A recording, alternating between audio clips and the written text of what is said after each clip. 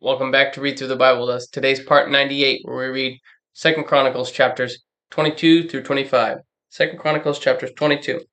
And the inhabitants of Jerusalem made Ahaziah his youngest son king in his stead. For the band of men that came with the Arabians to the camp had slain all the eldest. So Ahaziah the son of Jehoram, king of Judah, reigned. 42 years old was Ahaziah when he began to reign, and he reigned 1 year in Jerusalem. His mother's name also was Athaliah, the daughter of Omri. He also walked in the ways of the house of Ahab, for his mother was his counselor to do wickedly. Wherefore he did evil in the sight of the Lord, like the house of Ahab, for they were his counselors, after the death of his father to his destruction. He walked also after their counsel, and went with Jehoram the son of Ahab king of Israel, to war against Hazael king of Syria, at Ramoth Gilead, and the Syrians smote Joram. And he returned to be healed in Jezreel, because of the wounds which were given him at Ramah, when he fought with Hazael king of Syria. And Azariah the son of Jehoram king of Judah went down to see Jehoram the son of Ahab at Jezreel, because he was sick. And the destruction of Ahaziah was of God by coming to Joram. For when he was come, he went out to Jehoram against Jehu the son of Nimshi, whom the Lord had anointed to cut off the house of Ahab.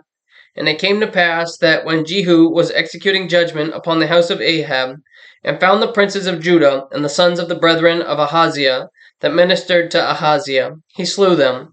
And he sought Ahaziah, and they caught him, for he was hid in Samaria, and brought him to Jehu. And when they had slain him, they buried him, because, said they, he is the son of Jehoshaphat, who sought the Lord with all his heart. So the house of Ahaziah had no power to keep still the kingdom. But when Athaliah, the mother of Ahaziah, saw that her son was dead, she arose and destroyed all the seed royal of the house of Judah. But Jehoshabath, the daughter of the king, took Jehoash, the son of Ahaziah, and stole him from among the king's sons that were slain, and put him and his nurse in a bedchamber. So Jehoshabath, the daughter of King Jehoram, the wife of Jehoiada the priest, for she was the sister of Ahaziah, hid him from Athaliah, so that she slew him not. And he was with them hid in the house of God 6 years. And Athaliah reigned over the land. Chapter 23. And in the 7th year Jehoiada strengthened himself, and took the captains of the hundreds, Azariah the son of Joram, and Ishmael the son of Jehohanan, and Azariah the son of Obed, and Messiah the son of Adiah, and Elishaphat the son of Zichri, into covenant with him. And they went about in Judah, and gathered the Levites out of all the cities of Judah, and the chief of the fathers of Israel, and they came to Jerusalem. And all the congregation made a covenant with the king in the house of God. And he said unto them, Behold, the king's son shall reign, as the Lord hath said of the sons of David. This is the thing that ye shall do.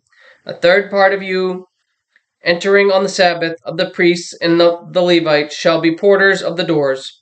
And a third part shall be at the king's house, and a third part at the gate of the foundation. And all the people shall be in the courts of the house of the Lord. But let none come into the house of the Lord save the priests, and they that minister of the Levites. They shall go in, for they are holy. But all the people shall keep the watch of the Lord. And the Levites shall compass the king round about, every man with his weapons in his hand. And whosoever else cometh into the house, he shall be put to death. But ye be ye with the king when he cometh in, and when he goeth out. So the Levites and all Judah did according to all things that Jehoiada the priest had commanded, and took every man his men that were to come in on the Sabbath, with them that were to go out on the Sabbath. For Jehoiada the priest dismissed not the courses. Moreover, Jehoiada the priest delivered to the captains of hundreds spears and bucklers and shields that had been King David's, which were in the house of God. And he set all the people, every man having his weapon in his hand, from the right side of the temple to the left side of the temple, along by the altar and the temple, by the king round about. Then they brought out the king's son, and put upon him the crown, and gave him the testimony, and made him king. And Jehoiada and his sons anointed him, and said, God save the king. Now when Athaliah heard the noise of the people running and praising the king, she came to the people into the house of the Lord. And she looked, and behold, the king stood at his pillar, at the entering in. And the princes and the trumpets by the king, and all the people of the land rejoiced, and sounded with trumpets, also the singers with instruments of music, and such as taught to sing praise. Then Athaliah rent her clothes, and said, Treason! Treason! Then Jehoiada the priest brought out the captains of the hundreds that were set over the host, and said unto them, Have her forth of the ranges, and whoso followeth her, let him be slain with the sword. For the priest said, Slay her not in the house of the Lord. So they laid hands on her, and when she was come to the entering of the horse gate by the king's house, they slew her there. And Jehoiada made a covenant between him and between all the people, and between the king, that they should be the Lord's people. Then all the people went to the house of Baal, and brake it down, and brake his altars and his images in pieces, and slew Matan the priest of Baal before the altars.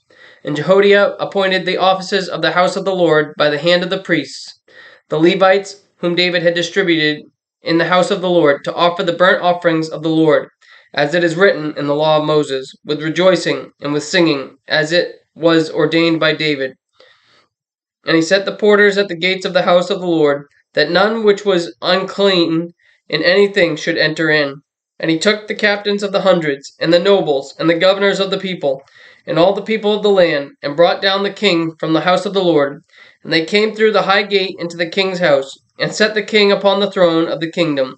And all the people of the land rejoiced, and the city was quiet, after that they had slain Athaliah with the sword. Chapter 24. Joash was 7 years old when he began to reign, and he reigned 40 years in Jerusalem. His mother's name also was Zibiah of Beersheba. And Joash did what was right in the sight of the Lord all the days of Jehoiada the priest. And Jehoiada took for him 2 wives, and he begat sons and daughters. And it came to pass after this that Joash was minded to repair the house of the Lord. And he gathered together the priests and the Levites, and said to them, Go out unto the cities of Judah, and gather of all Israel money to repair the house of your God from year to year. And see that ye hasten the matter. Howbeit the Levites hastened it not. And the king called for Jehoiada the chief, and said unto him, Why hast thou not required of the Levites to bring in out of Judah and out of Jerusalem the collection, according to the commandment of Moses, the servant of the Lord, and of the congregation of Israel, for the tabernacle of witness? For the sons of Athaliah, that wicked woman, had broken up the house of God. And also all the dedicated things of the house of the Lord did they bestow upon Balaam. And at the king's commandment they made a chest, and set it without at the gate of the house of the Lord. And they made a proclamation throughout Judah and Jerusalem, to bring in to the Lord the collection that Moses the servant of God laid upon Israel in the wilderness. And all the princes and all the people rejoiced, and brought in, and cast into the chest, until they had made an end. Now it came to pass that at what time the chest was brought unto the king's office by the hand of the Levites, and when they saw that there was much money, the king's scribe and the high priest's officer came, and emptied the chest, and took it, and carried it to his place again. Thus they did day by day, and gathered money in abundance. And the king and Jehoiada gave it to such as did the work of the service of the house of the Lord, and hired masons and carpenters to repair the house of the Lord, and also such as wrought iron and brass to mend the house of the Lord. So the workmen wrought, and the work was perfected by them, and they set the house of the God in his state, and strengthened it. And when they had finished it, they brought the rest of the money before the king, and Jehoiada whereof were made of vessels for the house of the Lord, even vessels to minister, and to offer withal, and spoons, and vessels of silver and gold. And they offered burnt offerings in the house of the Lord continually all the days of Jehoiada. But Jehoiada waxed old, and was full of days, and when he died, 130 years old was he when he died. And they buried him in the city of David among the kings, because he had done good in Israel, both toward God and toward his house. Now after the death of Jehoiada came the princes of Judah, and made obeisance to the king. Then the king hearkened unto them, and they left the house of the Lord God of their fathers, and served groves and idols, and wrath came upon Judah and Jerusalem for this their trespass. Yet he sent prophets to them, to bring them again unto the Lord, and they testified against them. But they would not give ear. And the Spirit of God came upon Zechariah the son of Jehoiada the priest, which stood above the people, and said unto them, Thus saith God, Why transgress ye the commandments of the Lord, that ye cannot prosper? Because ye have forsaken the Lord, he hath also forsaken you. and they conspired against him, and stoned him with stones at the commandment of the king in the court of the house of the Lord.